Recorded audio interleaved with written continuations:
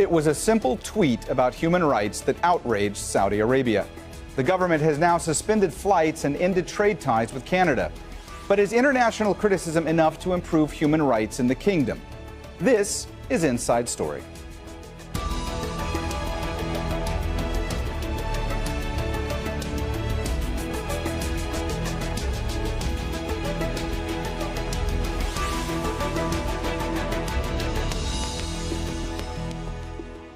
Hello and welcome to the program. I'm Mohammed Jamjoom. Saudi Arabia considers Canada's comments on human rights in the kingdom to be an interference in its affairs that requires what it calls a sharp response. It has expelled the Canadian ambassador and recalled its envoy from Ottawa. Its state-owned airline has suspended direct flights to Toronto, and the government says it will end trade and investment ties. It all began with a tweet from Canada's Foreign Affairs Ministry stating concerns over Saudi Arabia's arrest of rights activists and demanding their immediate release. One of those activists mentioned in that tweet is Samar Badawi. A relative of Canadian citizens, Badawi and fellow activist Nasima Al-Saada were arrested last month. Badawi is the recipient of the 2012 International Women of Courage Award, who's known for challenging Saudi Arabia's male guardianship system. She is the sister of blogger Raif Badawi and the former wife of lawyer Walid Abu al-Khair, who are both serving lengthy jail terms in Saudi prisons. The Canadian foreign minister says her country will not back down. We will always speak up for human rights. We will always speak up for women's rights around the world. And I do also want to say, when it comes to the Badawi family, Ensaf Haidar is a Canadian citizen, and she and her family therefore merit special attention from the Government of Canada. And a lot of Canadian civil society has been speaking up for her. It's something that we do. We stand up for Canadians and their families around the world. Earlier on Monday, Saudi Foreign Minister Adel Al-Jubeir tweeted saying, "The kingdom doesn't interfere in the affairs of other countries, and we will not accept any interference attempts. We will deal with this firmly." The surprising Canadian stance is based on misleading information. The prosecution of those mentioned is subject to our judicial systems that guarantee their rights. Saudi authorities have arrested a number of people in recent days. More than a dozen women's rights campaigners were detained in May on charges of undermining national security. Some have since been released. Dozens of clerics have also been arrested, including leading preachers Salman al-Auda, Awad al-Qarni, and Safar al-Hawali. Several high-profile human rights activists are in jail, and some have been referred to a counterterrorism tribunal for trial. And Saudi Arabia has imprisoned nearly all the founders of the banned Saudi Civil and Political Rights Association.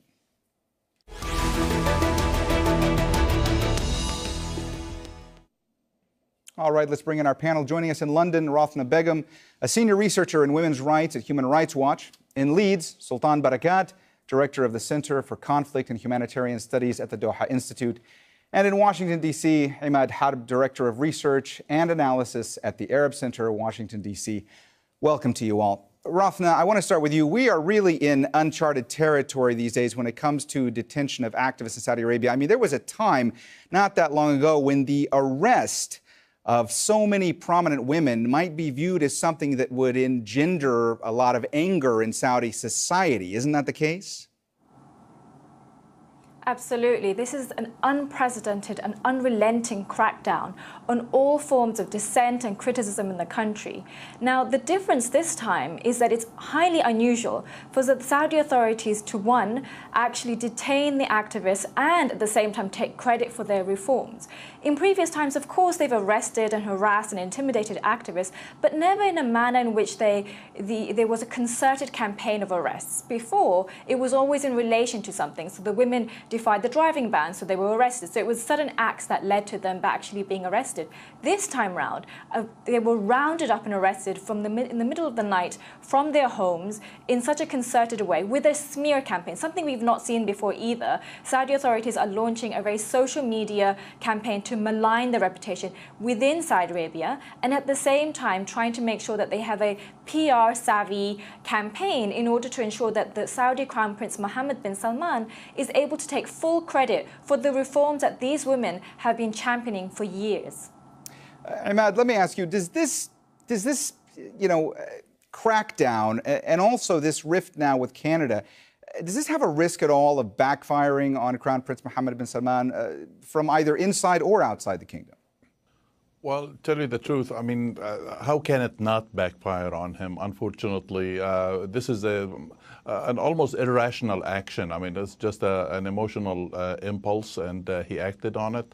I don't think that it really makes his case any better domestically or internationally for what he says. He's trying to rule a kingdom that's basically on the cusp of modernization and all that. I don't think that modernization comes by arresting women or any civil society activist or anybody for that matter.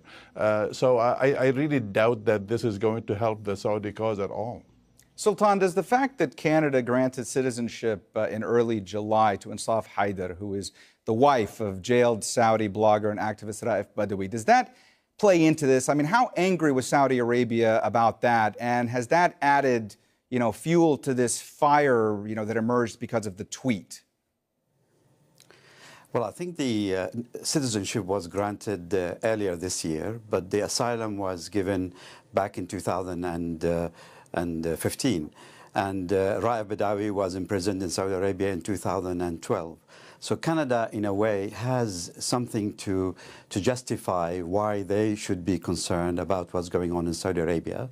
However, I think probably the medium in which and the way in which they reacted was very unfortunate. I think there are two stories here. One is the crackdown within Saudi Arabia, and the second is a lesson to all that you cannot really conduct foreign policy based on tweets. And when they expressed their concern, of course, I don't think that came directly from Madame Freeland, but it has been, she got implicated in it. And the real worry is the way it escalated so quickly over the last few days.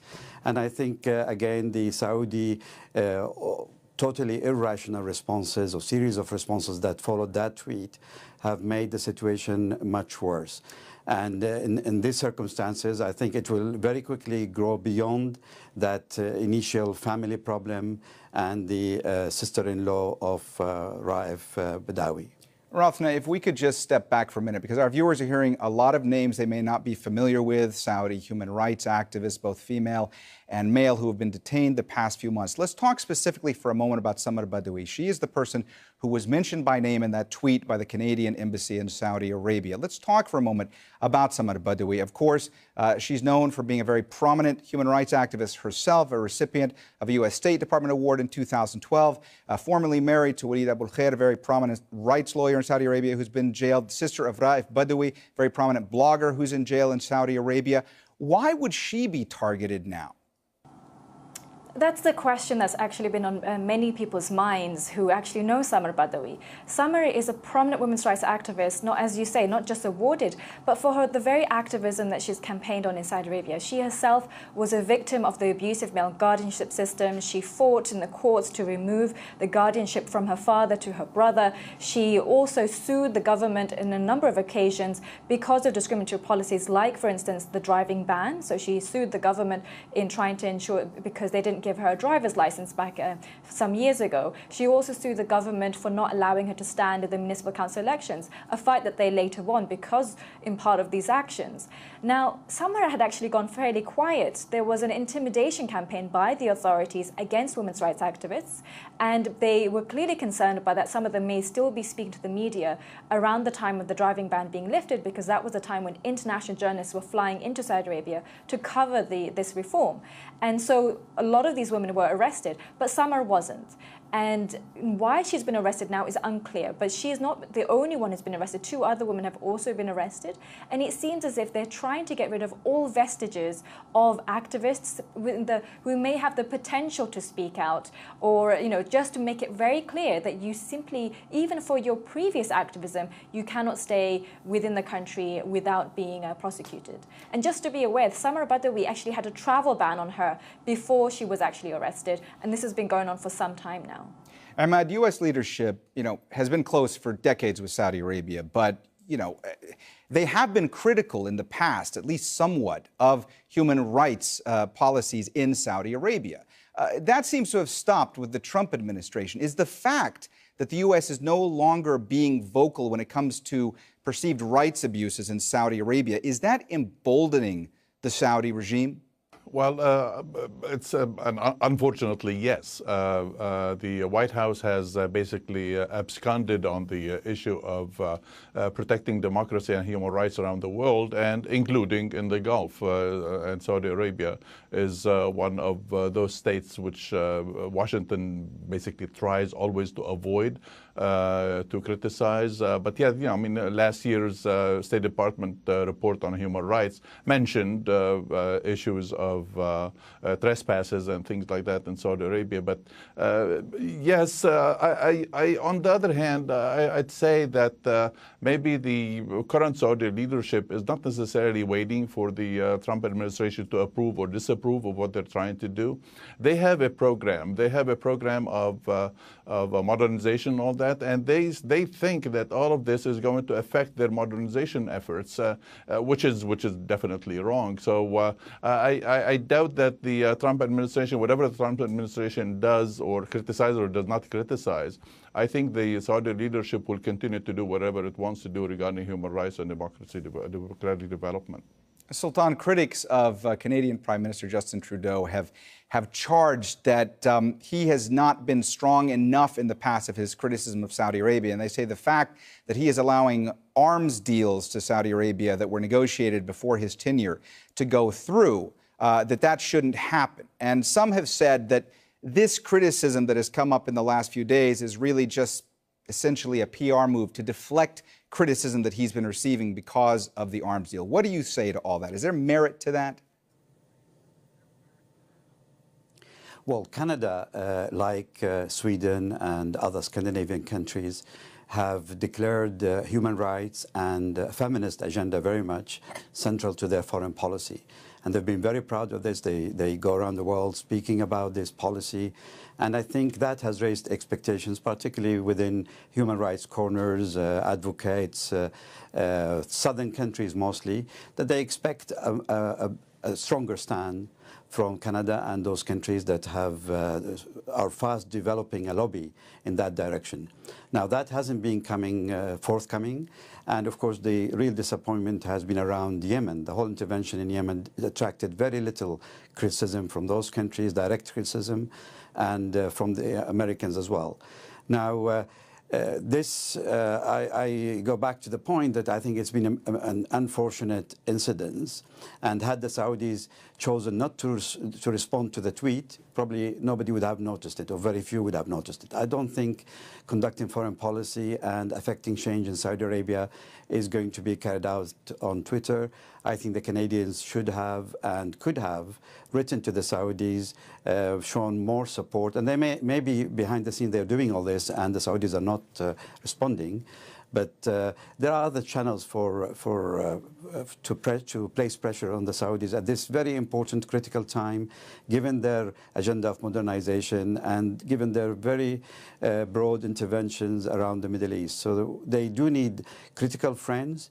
And I think Canada could be one of those friends that shows the Saudi the right way occasionally, but it has to be done in a way that the Saudis feel appropriate and not insulting. Roth, now Amnesty International has called for the international community to speak out against rights abuses in Saudi Arabia. Can we expect to be hearing more from countries, specifically the UK and France, at this time? If the UK, France and other EU states, other countries that are allies to Saudi Arabia care about human rights, care about women's rights as they're supposed to, according to their charters and within their own laws, they should be standing up and declaring their support for what Canada has said and urging the release for all of these activists in Saudi Arabia. The fact that they have been silent so far is deafening. The silence is absolutely deafening, and it sort of leaves the Saudi Arabian authorities much more emboldened, because what they're really doing is they're trying to silence all of their critics, not just internally, but externally. By reacting so harshly and so aggressively against the Canadian authorities, they want to make it clear these are the consequences of what it means when you criticize us. But the UK, France and others, if they stood up at the same time and said, no, in these cases you can't call simply criticizing you, simply urging you to release some activists as unlawful interference, then that would then show that Saudi Arabia has to continue trading with many countries, and if all of these countries stood up and said something, they would then be pushed, they would be required to actually respond in a more adequate manner. But right now, they're getting away with this idea that the so-called interference, when it's just a normal and adequate criticism that is absolutely reasonable in the circumstance, they're getting away with that. Imad, Saudi Arabia, of course, has been trying to burnish its image, especially with the West. I mean, you had Crown Prince Mohammed bin Salman, take that trip to the United States, really put on a charm offensive with potential investors and with government figures. How does something like this help that? I mean, we keep talking about this in the past few months, even in the run-up to women driving in Saudi Arabia. Finally, they were granted the women to drive, and then in the run-up to that, some of the most prominent activists who called for the right to drive, they were arrested, and there was outrage because of that. I mean, what is the end game here when it comes to public relations in Saudi Arabia and all this? Well, for one thing, there is unfortunately a little ignorance of what the function of public relations is. I mean, you have to really always work on your image abroad. But I think the underlying truth here is that the Saudi leadership and many leaderships like it consider economic relations to be separate from political relations or political reputations around the world. So I think the Crown Prince maybe thinks that if I strike enough deals with companies and make sure that, for instance, the American president is happy with how many jobs I'm helping to create in the United States, maybe they won't say anything about our human rights record. But it's very difficult today in our day and age to really separate economics from politics or from the reputations of states. This is it's not helpful, and it's not only this. I mean, the war in Yemen is obviously not helpful. Yes, the American administration is happy because they're buying weapons to use in the war and all that. But killing children and women in different places, and by the way, they're not the only one doing the killing. A whole bunch of others are doing the killing. But it really does not serve any purpose of public relations here. Sultan, we were just talking the economic aspect of this, and I could ask you to expand on some of what Imad was saying. I mean, Saudi Arabia is going to great lengths these days to tell potential investors that it is open for business. There is the Crown Prince's Saudi Vision 2030 initiative.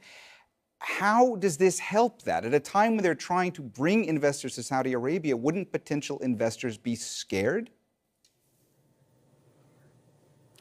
Of course they would. I don't think it's helping at all. I think it's another episode of shooting themselves in the foot as a result of this rushed reaction and reliance on Facebook and Twitter and so on as a form of communication. The trade relations between Canada and Saudi Arabia are around maybe $4 billion a year, mostly exports to Canada from Saudi Arabia.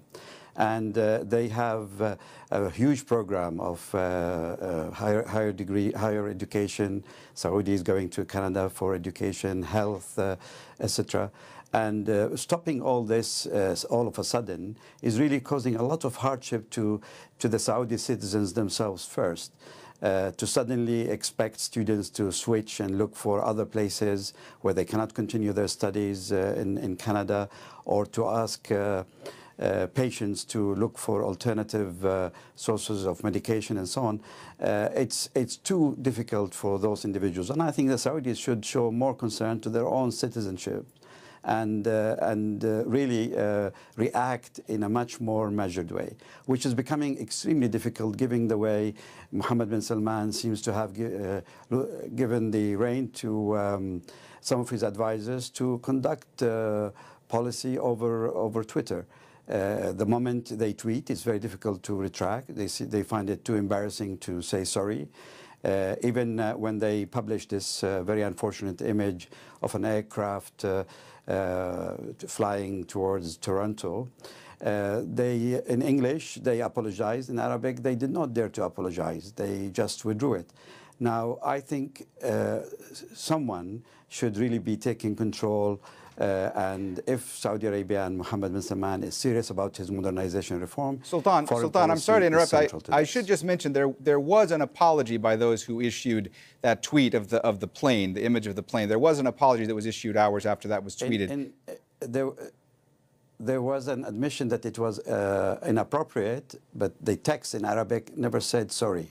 Okay. But I may have read a wrong tweet, but this is what I read in Arabic. In English, okay, it clearly apologized for causing any stress. All right, thanks for clarifying. Rathna, you heard Sultan there talk about how he believes that Saudi leadership should show greater care or empathy to their citizens.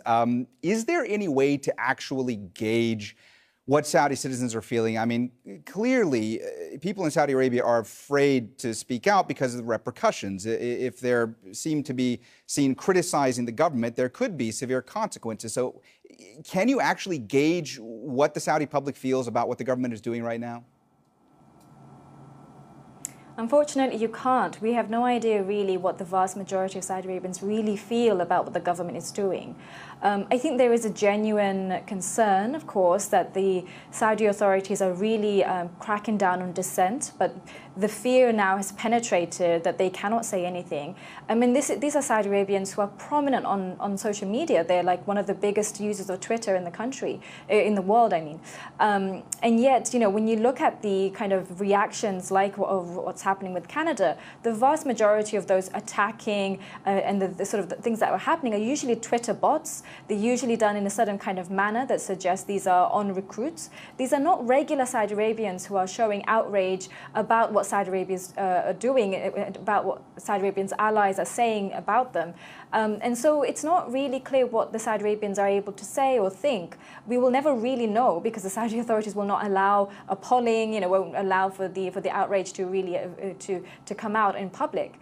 And if anything, those who have been somewhat critical, so for instance, after the arrests of the women's rights activist, one woman had tweeted her support of those women who had been arrested. She was arrested shortly after. Her friend then posted the letter that she had prepared if she was arrested in that instance, and then that friend was arrested. Now that friend was not an activist. She simply posted something her friend had asked her to do online, and the previous friend was also not really a prominent activist either. She just showed support for these activists. So it's very, very clear. You cannot not only be an activist, you cannot express yourself, but you also cannot show support for these activists. So they are really going out of the way to silence Saudis, to even to prohibit them from coming out and speaking their minds. And what we'll only really see are the Twitter bots that will come out in support of the Saudi government.